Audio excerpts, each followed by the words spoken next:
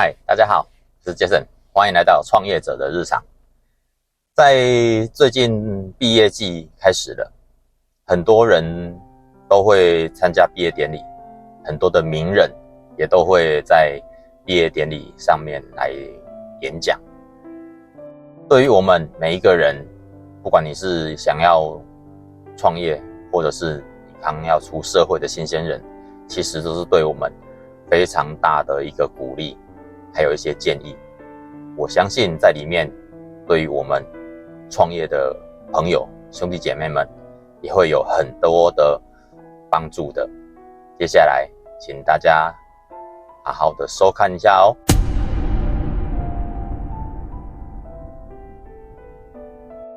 It's not fair, but please don't be embittered by this fact that without having done a lick of work, without having spent any time in class, without once walking into that library, in order to have anything to do with the graduating class of Harvard, its faculty, or its distinguished alumni, I make a damn good living playing someone who did.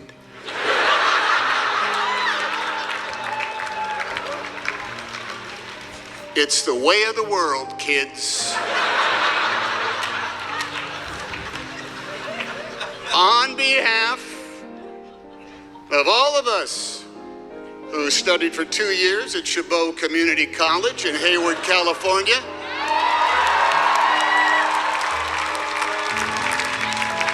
2 semesters at California State University, Sacramento, and for 45 years at the School of Hard Knocks, earning a Bachelor of Arts degree in one damn thing after another. Thank you. Thank you. I don't know much about Latin. I have no real passion for enzymes. And public global policy is something I scan in the newspaper just before I do the Wordle. And yet here I am, closing for Josiah, Palace, and Vic. Thank you, guys.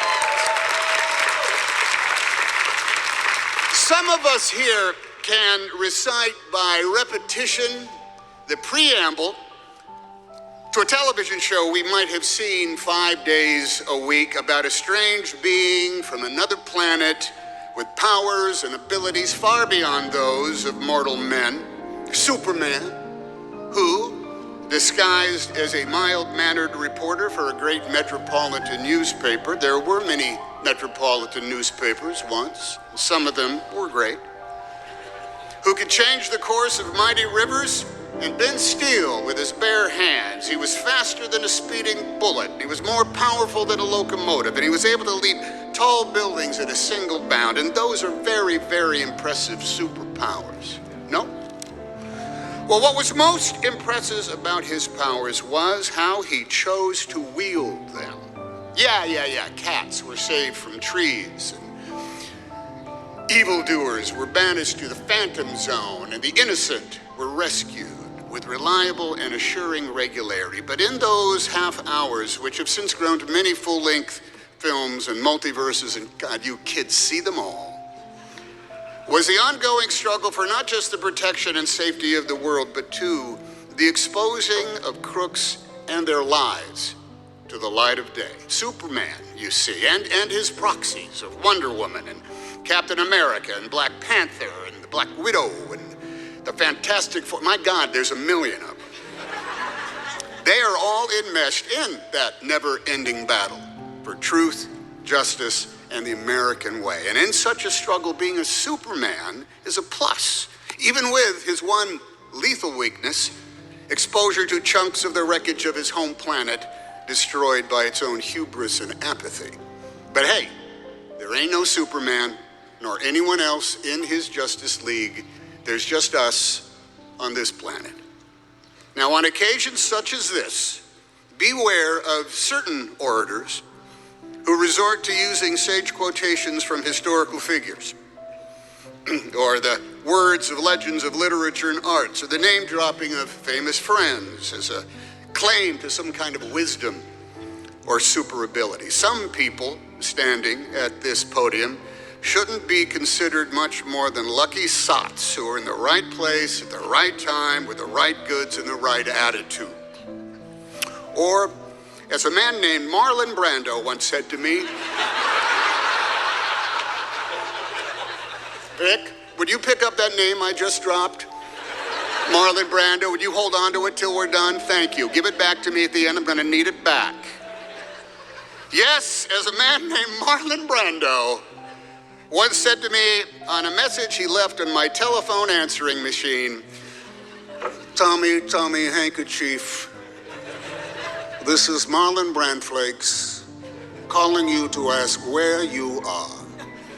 Then later, he told me that when he was a young man and registered for the draft, he filled out the form for his name and age, but when it came to his race, he wrote human. But Tommy, what are we all but human? Yeah, we are all but human. Now, as an armchair historian who reads nonfiction for pleasure, the books divine that there has never been a graduating class that has not faced the greatest challenges of all time.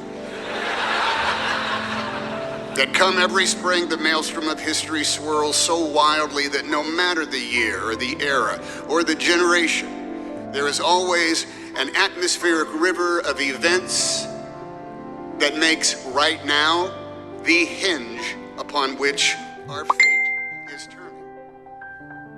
And we here in the stands look at you all in the caps and the gowns, and we hope, oh, at last help is on the way. Somewhere matriculating today is a man of iron, a woman of steel, a superhuman just in the nick of time. Now, this is not because we have failed in our duties or are completely spent. We have done some very super things over our generations. It's because we are all in a cage match, mixed martial arts battle royale with agents of hubris, apathy, intolerance, and braying incompetence, the malevolent equals to Imperial stormtroopers Lex Luthor and Loki. And we could all use a superhero right now. Now, looking out at the flowing colors of Harvard Yard, the goofy big hands that clap, the balls that represent the world on which we live,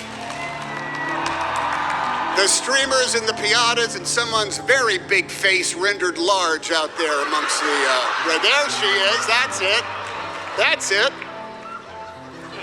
We see beings who are young and restless, with energy and imagination, with righteousness and enlightenment and joy and compassion. And we celebrate your proclaimed wisdom and your worth ethic. We know no one is faster than a speeding bullet, to our shame, every day, to our shame.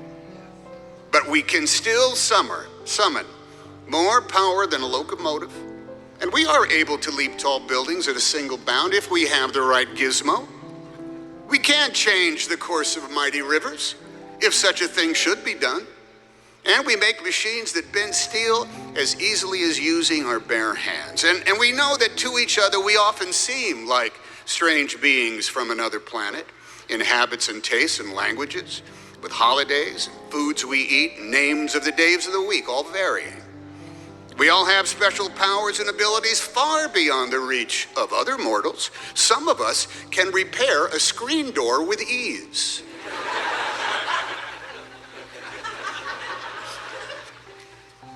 Some of us can take care of a 5-year-old kid and a toddler for 24 hours a day and never stop loving them.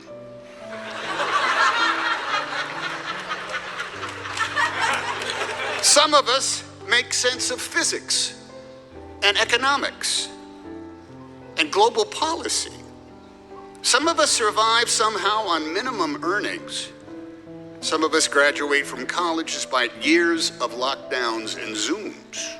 Now, these achievements are all stellar, even though, yes, we are all but human.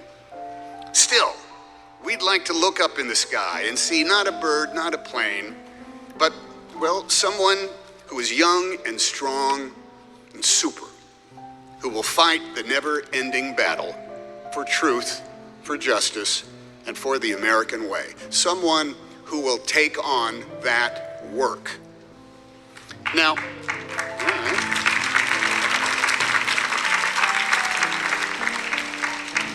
a kooky uncle once said to me, we should all stay in school as long as we can because the moment we graduate, we have to work every day for the rest of our lives.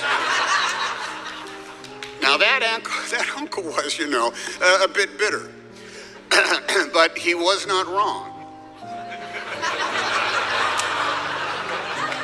We all get to complain about the man, and we all have debts we gotta pay, and we're all entitled to a day off to lay about, but the work that is called for, that we must do, has no expiration date. It is the construction of our more perfect union. And that job will never, ever be completed. It's one that requires rigorous attention, unfading wherewithal, and all hands. The work is the keeping of the promises of our promised land, the practice of decency, the protection of freedom, and the promotion of liberty for all with no exceptions. And man, that takes on a lot of work. It's work that is done on multiple job sites every single day, and you can call each of them the battle for truth, justice, and the American way. Yes, the American way. The American way is exampled in both plain sight and in subtle attitude. It's in moments of routine exchange and in broad expectations. It's in places of historic weight and import and in the small spaces in which we all stand. The American way can be exampled when you respect the law and the rights of all, because if you don't, who will? When your food is brought to you and you thank the server, because if you don't, who will? When you pick up the litter that has missed the recycling bin, because if you don't, who will? When you vote your conscience and make sure your neighbor has the opportunity to do the same with theirs, because if you don't, who will?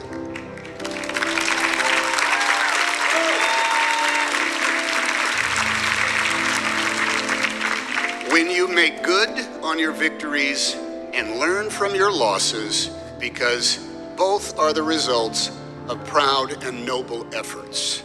If you don't, who will? The American way was first proposed not far from here, when subjects of a king demanded more control over their lives than that dictated by someone else's definition of providence. At the same time, women had no legal recourses. An entire segment of the population had been taken from their homeland and enslaved to work as chattel regardless of their age.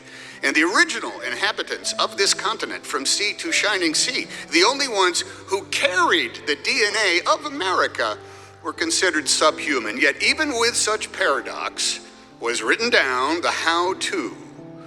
How to establish justice, ensure domestic tranquility, provide for the common defense, promote the general welfare, and secure those blessings of liberty for ourselves and our posterity, no matter as time and conflict and the institutions of our democracy would determine our gender, our race, our creed, our color, our chosen deities, or who we love. For it is our manifest destiny to pursue our own happiness.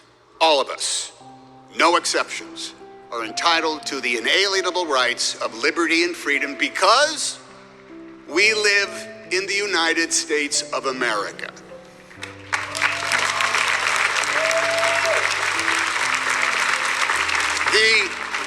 The vocabulary of the American way of the law and the rights we share is some part philosophical musing, some part answering a question with a question, some part trying to bowl us all over with your knowledge of Latin.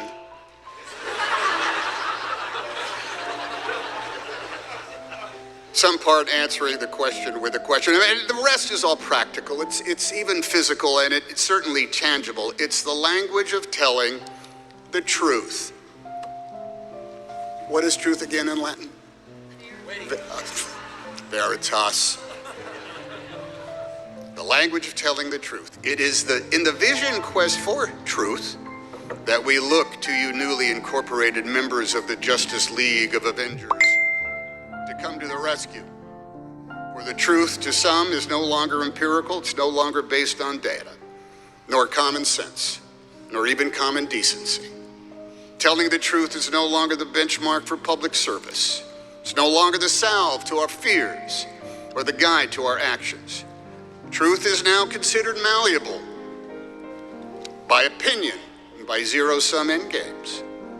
Imagery is manufactured with audacity, with purpose to achieve the primal task of marring the truth with mock logic, to achieve with fake expertise, with false sincerity, with phrases like, I'm just saying, or I'm just asking, I'm just wondering. Now literally you cannot believe your eyes, and your ears will help others lie to you. Someone will report the world to you exactly as you wish it were, full of alternative facts, of conjured narrative meant to buttress the status quo and deny its offenses, or rejig the rules and muddy the playing field depending on where one is on the food chain and the moral spectrum. The American way can be demonstrated without ceasing as a perpetual prayer by every big shot and any plain Jane or Joe Blow. Justice can be an everyday pursuit, case by case, with both lightning speed and the slow, inevitable effect of gravity. Truth, though, truth feeds up in the high country, as elusive as serenity, yet as certain as the North Star and the Southern Cross. Truth is mined at the intersections of our chosen behaviors and our fixed habits, in our personal boundaries. Truth has synonyms such as honesty, honor, transparency, and yet the common practice of so many is to play fast and loose with those very words, to create enemies, to claim victimhood, to raise the mediocre into merit, and to make cloudy a vista that is actually crystal clear. Likewise, truth has opposites. Omission. You don't need to know that. Distraction. That's not the real story. This is. Opinion masquerading as clairvoyance. Oh, here is what is going to happen. And influence peddling. A lot of people are saying truth, too, has a nemesis equal to any colored kryptonite that, like a feral hound, is never too far off the path in the weeds and in the shadows, lying in wait for the lethal opportunity to bring truth down. And that beast is indifference, which will make moot all the permanence found in truth. Indifference will rust away the promise of our promised land. Propaganda and bold-faced lies will erode over time. Idolatry and imagery lose luster and effect. Ignorance and intolerance can be replaced by experience in the wink of an eye, but indifference will narrow the vision of America's people and make dim the light of Lady Liberty's symbolic torch. Indifference makes citizens into indentured servants held in labor by the despots and tyrants whose default setting is cynicism, who outlaw dissent and ban art and dialogue and books, who grab power any way they can, enabled by the subterfuge of their co-conspirators, rewarding the rationale of the complicit, and surging into the vacuum caused by the indifference of a people who have been made weary by struggle, so weary that they lose hope and are left to yearn to be saved by the fiction of superheroes. Every day, every year, and for every graduating class, there is a choice to be made. It's the same option for all grown-ups who have to decide to be one of three types of Americans: those who embrace liberty and freedom for all, those who won't, or those who are indifferent. Only the first do the work of creating a more perfect union, a nation indivisible. The others get in the way.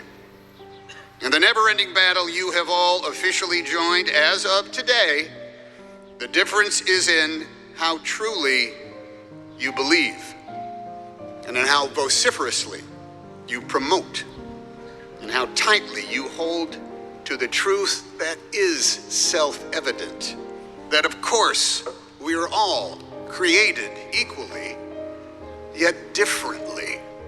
And of course, we are all in this together.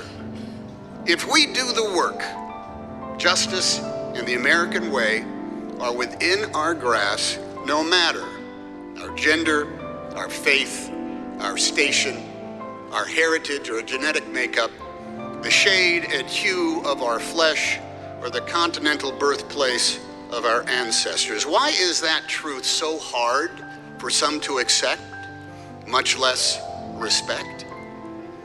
If you live in the United States of America, the responsibility is yours, ours. The effort is optional. But the truth is sacred, unalterable, chiseled into the stone of the foundation of our republic. All of us are able. None of us are super. We are the Americans. Liberty and justice is for us all. Because yes, we have specific names, and we have lived every year of our ages. But when it comes to race, we are all uniquely, magnificently, simply human. Or so said Marlon Brando to Tommy Handkerchief. May goodness and mercy follow you all the days of your lives. Godspeed. Congratulations. 各位亲爱的兄弟姐妹们，看完影片之后有什么新的感想呢？麻烦在下面留言区给我一个回响哦。然后也请大家帮忙订阅、按赞、加分享，让我的频道能够继续陪伴大家走这条创业的道路。